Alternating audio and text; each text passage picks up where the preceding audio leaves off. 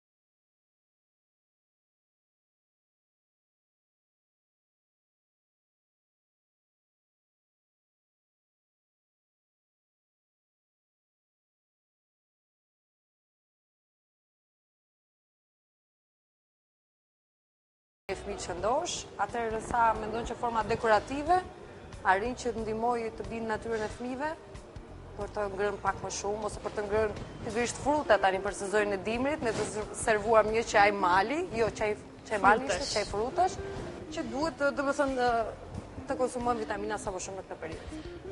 Po, në fakt, unë kam fat se kam një fëmijë i cili nuk është përzgjedhës apo seleksionues në ushqim. Në fakt, ai edhe duket ndoshta pak më i shëndetshëm se që janë moshatarët e tij, po këtë nuk e kemi problem sepse ka lindur pak para kohe dhe kishim shumë me rëndësi që të marr veten në procesin e lindjes dhe jam shumë e lumtur që sot ai është një fëmijë i cili vetë shërbehet me ushqimin, vetë merr gjërat që i hahen, vetë të kërkoj se kur i hahet dhe nuk kemi telashe në këtë aspekt. Sa i përket mënyrës të ushqyerit të tij, unë nuk kam qenë dhe nuk jam një nën përzgjedhëse në kuptimin që do ushqej fëmijën tim me një lloj produktesh të caktuara, super të seleksionuara, përkundrazi mundohem që atë të arris në kushte shumë normale, me një ushqim i cili do të jetë i disponueshëm për të gjithmonë, i cili blihet në tregjet tona, i cili nuk është i shtrejt për nga çmimi, sepse dëshiroj të rris një fëmijë i cili kur të bëhet një person, individ i rritur, do të jetë i përgatitur që tu bëj ballë në fakt të gjitha situatave, qofshin ato në rrethana të një mirëqenie ekonomike apo në rrethana të vështirësive apo sfidave ekonomike. Nuk mendoj se në fakt nënat e reja duhet t'i rrisin fëmijët në një botë sterile, përkundrazi mendoj se gjitha nënat e reja duhet që fëmijët e tyre t'i lënë në kontakt sa më të madh me natyren, me ambientin, me produktet të cilat nuk janë gjithmonë të seleksionuara, se nuk po gjej një fjalë më të përshtatshme, sepse mendoj se në këtë mënyrë edhe u forcohet rezistenca apo imuniteti ndaj ambientit, ndaj smundjeve, ndaj viruseve të ndryshme kështu me radhë. Atër një nën ekonomike, një nën modeste, me disa principe interesante që besoj që do t'i mirë si për shembull pozitiv. Të gjithë habitën, pse jam e tillë, kanë menduar se do t'jem ndonjë nën. Jo,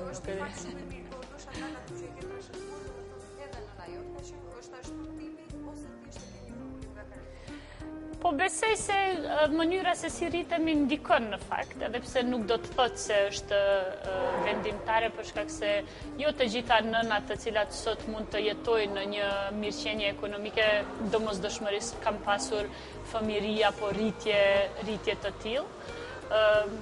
Nuk dua të keq kuptohem, nuk kritikoj askënd, është mirë dhe gëzohem që sa më shumë familje të kenë sa më shumë mundësi për të rritur fëmijët e tyre në kushte sa më të mira, por po ashtu unë jam, si më thënë, promotore asaj ide se fëmijët, sidomos në një moshë kur ata nuk kuptojnë shumë, nuk duhet të rriten në një lloj luksi të cilin ua krijojnë prindërt, pavarësisht sa ne të gjithë kemi qejf që këtë t'ua bëjmë fëmijëve tanë. Dhe këtë e them sepse e shoh se si ka ndryshuar realiteti për fëmijët sot. Flasim për një brez i cili po rritet me, nuk e di, me iPhone, iPad dhe nuk e di çfarë teknologjie të televizoreve kështu me radhë.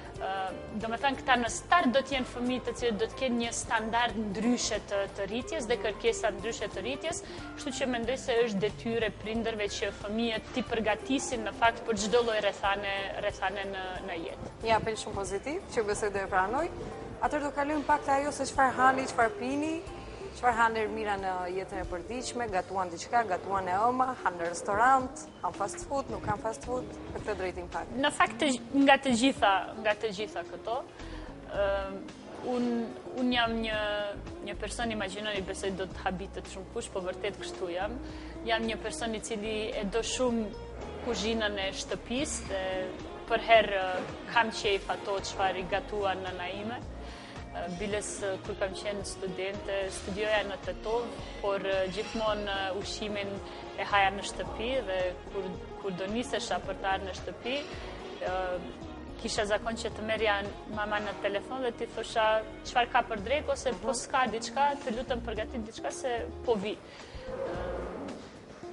Kjo për herë ka qenë në fakt si them natyra ime.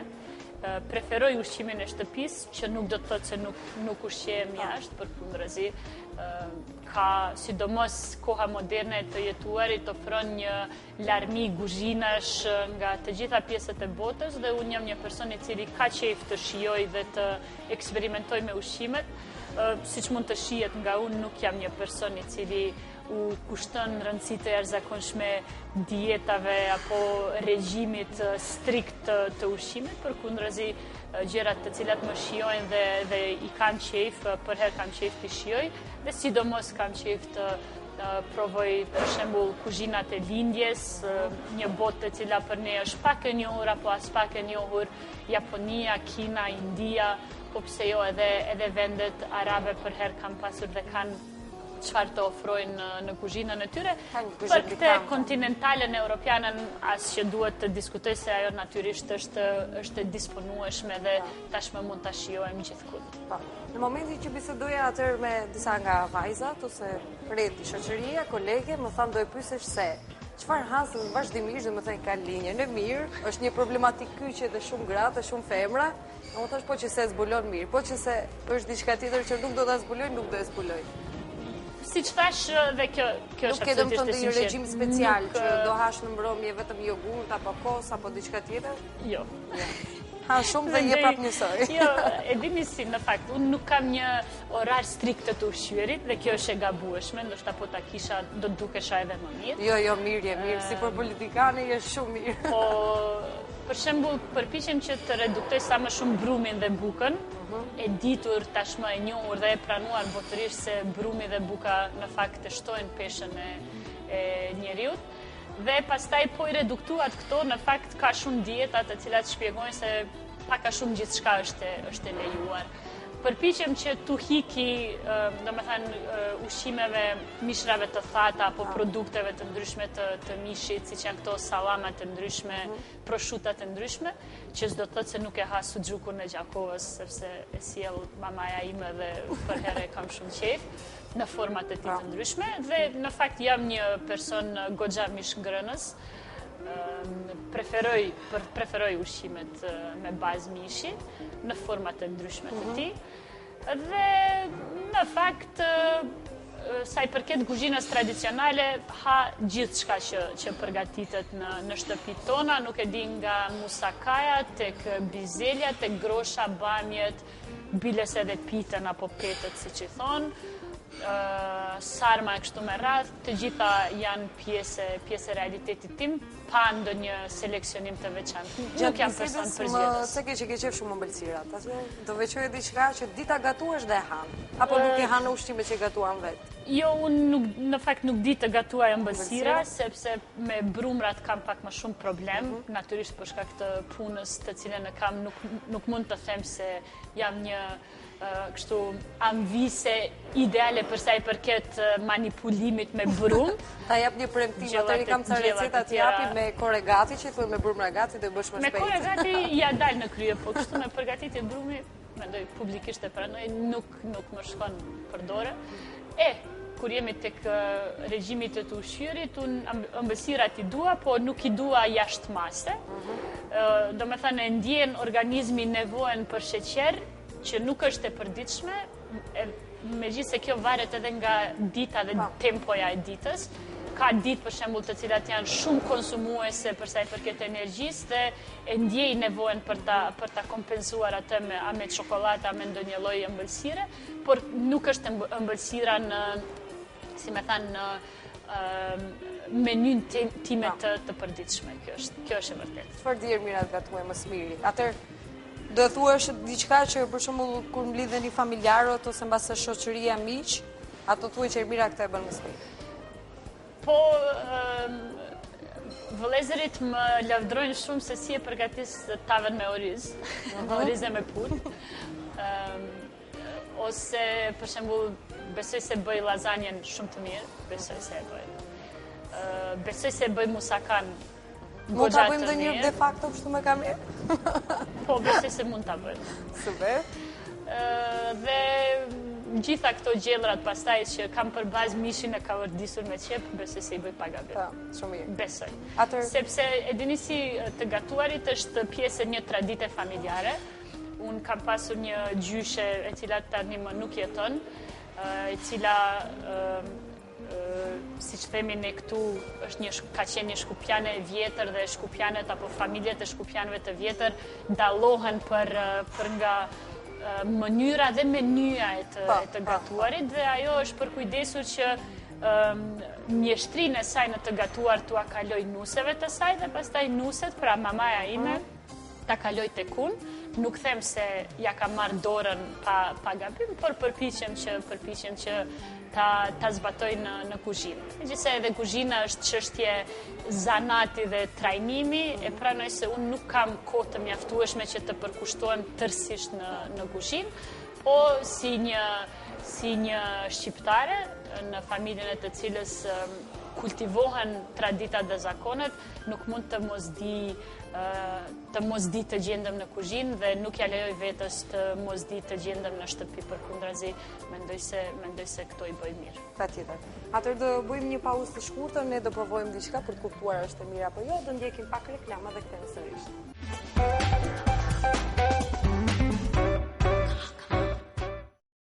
Atëherë në jetën bashkëtorë ose në familje, si arrin që të organizosh ditën, ka që je vërtet shumë angazhuar, je në punë, ke bashortin, ke fëmijë, ke familje, ke shoqëri, si e bën organizimin e javës ose ditës, si ndan obligimet, ose thjesht do ta konceptoj kështu politika në shtëpi? Po, në fakt, ne nuk jemi një familje tipike për momentin, jemi të shpërndar me bashkëshorti me detyra në Tiranë, unë me djalin me punët këtu në Shkup. Njëja lidhse apo kohezive është patjetër mamaja ime, e cila merret me çunin tim në pjesën më të madhe të ditës, duke qenë se akoma në fakt startuam me kopsht apo me qerdhe, por djali ndoshta nga që është në ato muajt kur është akoma i lidhur shumë me nënën, e përjetoi shumë vështirë këtë dhe përsëri vendosem që ta mbajem në shtëpi edhe për disa muaj. Nuk e di, ka mendime të përzira për këtë nëse është i vogël apo është i madh në moshën 20 muajshe që të dërgohet në qerdhe, por me qenë se e pash se e përjetoi goxha vështirë, thash të presim edhe një kohë. Kështu që nuk them se mund të jap një model apo një formulë ideale se si funksionon një familje me së paku 2 shtëpi, jo si prona apo si vende qëndrimi apo vende banimi, por ne përpiqemi disi t'ja dalim,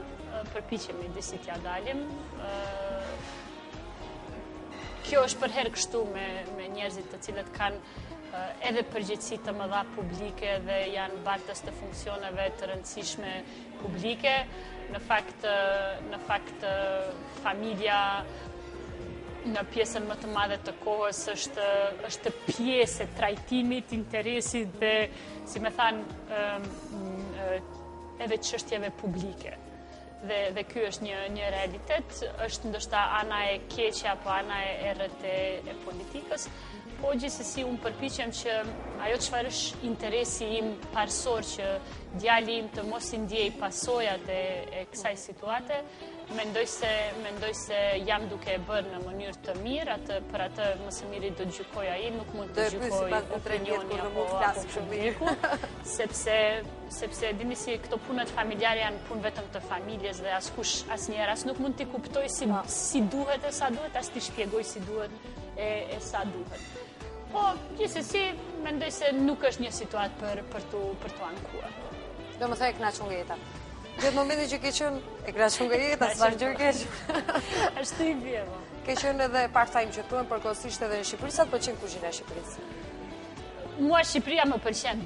Këtë kam thënë shumë herë publikisht, ndoshta është një lloj nostalgjie, ndoshta ka të bëjë me mënyrën se si ne në shtëpi jemi edukuar dhe jemi frymzuar nga prindërit tanë për Shqipërinë, për kulturën shqiptare, për traditat e kështu me radhë.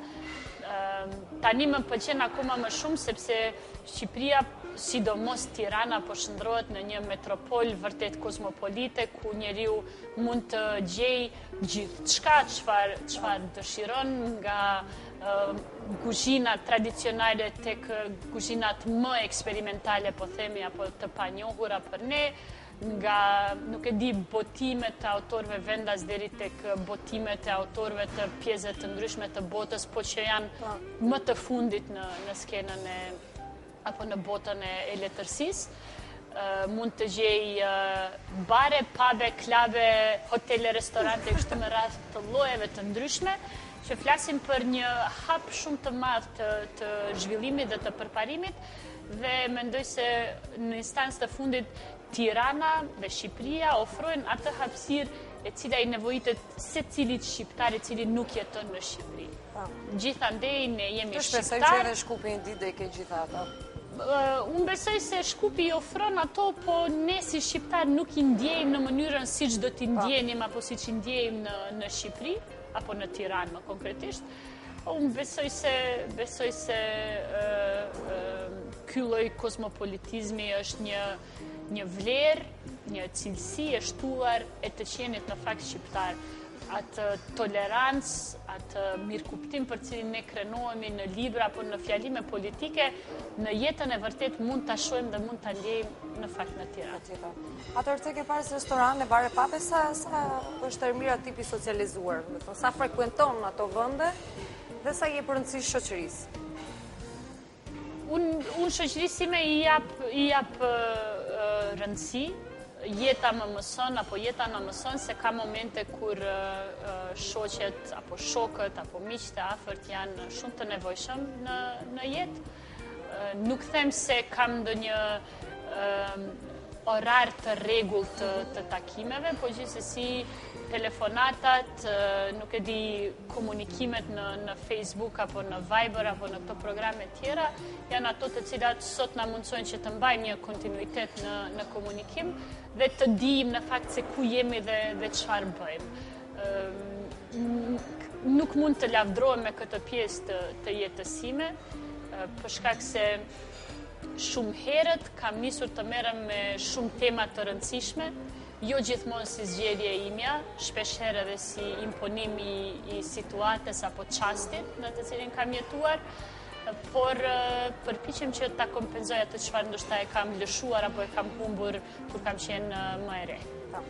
Gjatë weekendeve, bën të një organizim për dalur jashtë vendit, mbas për të marrur djalin, dashortin ose familjen, për të shkuar diku më larg, për të ngrënë një peshk në strug, tash në shembull do e marr strugën, ose për të ngrënë ndonjë trileqe, ose për të ngrënë, nuk e di, jufka në dibër, apo...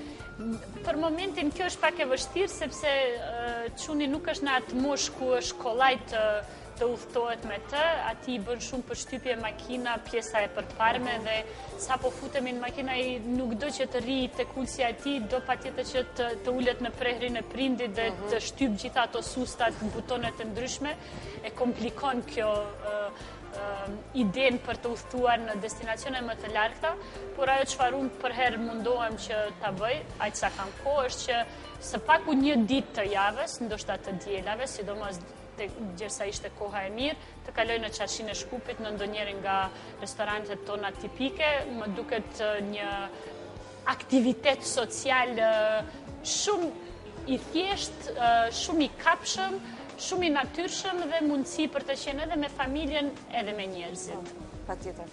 Atëherë, ja, është koha kur janë festat, atëherë është sot dita e alfabetit dhe duhet që t'ju urojmë të gjithë atyre që janë ndjekin, duke mos harruar që afrohet edhe 28 nëntori, kemi një speciale për festa, përgatit diçka të veçantë apo jo? Për fat të keq, kam përshtypjen dhe këtu nuk do të gaboj, po ja le të jetë ky një mesazh ose një thirrje, vendisimi për familjet shqiptare në Maqedoni.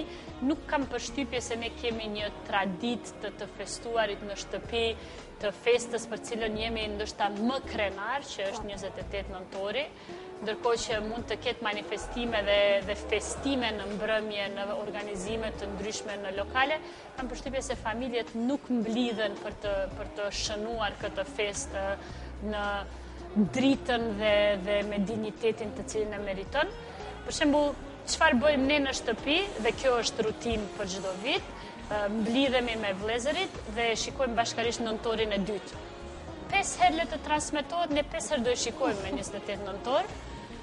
A nga fillimi gjenë në fund, apo prej ku do e kapim, varësisht në cilin kanal transmetohet, po kjo është ajo rutinë të cilën ne gjithmonë e bëjmë për 28 nëntor. I dim përmendesh citatet, dialogjet, monologjet dhe narrativin e filmit.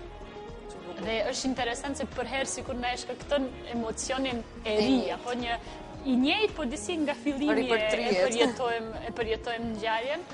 Dhe kjo është diçka ndoshta ishte shumë intime dhe nuk duhej treguar, por ndjej obligim edhe për shkak të punës që bëj, që është punë publike, që për këto çështje të flas publikisht. Mendoj se familjet tona duhet gradualisht të nisin të krijojnë këtë kulturë që të mblidhen dhe të festojnë edhe festat kombëtare, që janë më të rëndësishme, që janë shumë të rëndësishme, nuk po e debatojmë cilat janë më të rëndësishme për këtë, se kjo është çështje debati, po janë shumë të rëndësishme dhe do të thonë shumë për konsolidimin e identitetit të një kombi. Unë besoj se kjo do të ndryshohet me ndryshimin e gjeneratave. Atëherë, afrohet dimri, bëhet ftohtë, vetë se ka filluar të ftohet koha, dikun te ka rëmbor, pim çaj, bëjmë muhabet, ham fruta, po tregon për sezon dimror. E bëni atë traditën e turshijave ose përgatitjen e tyre apo jo? Patjetër që po. Nuk bëjmë në sasi të mëdha, sepse nuk jemi të gjithë antarët e familjes shumë kështu merakli që themi të turshive.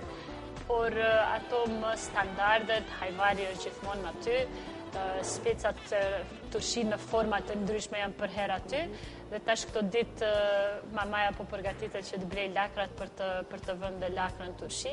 Këto janë gjithmonë pjesë e menys. Çfarë po mundohem të them është se jeta ime që mund të duket kush e di se çfarë e ndryshme, e jashtëzakonshme, është një jetë tipike e një familje shqiptare në Shkup apo kudo qoftë, me pak më shumë obligime për shkak të punës, po në esencë nuk besoj se diçka shumë e dallon apo e ndryshon mënyrën e jetesës në familjen time nga familje tjera. Patjetër.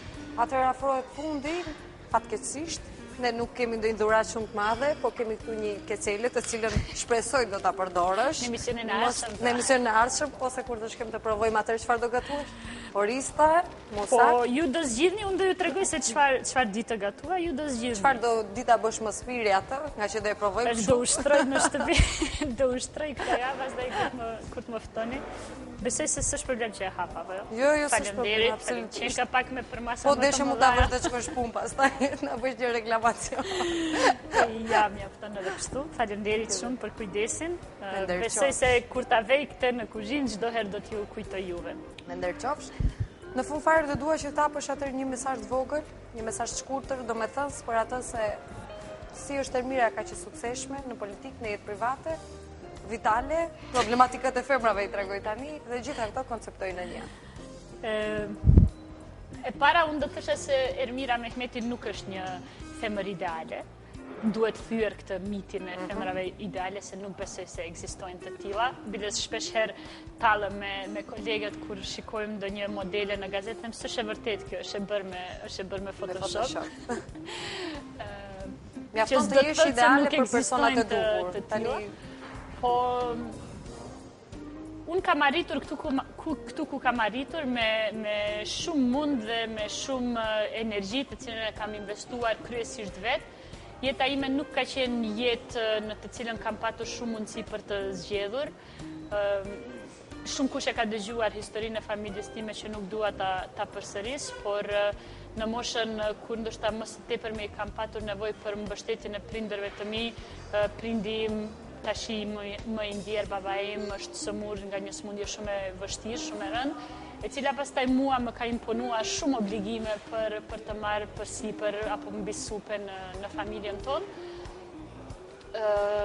Interesimi që kam patur dhe kam për politikën vjen si rezultati i edukatës familjare dhe ndoshta historisë së familjes me shumë të burgosur politik, me shumë të përndjekur, me shumë të diferencuar në vitet e diferencimit, me shumë të vrarë në fakt gjatë luftës në Kosovë dhe të zhdukur në përvareza masive në Serbi.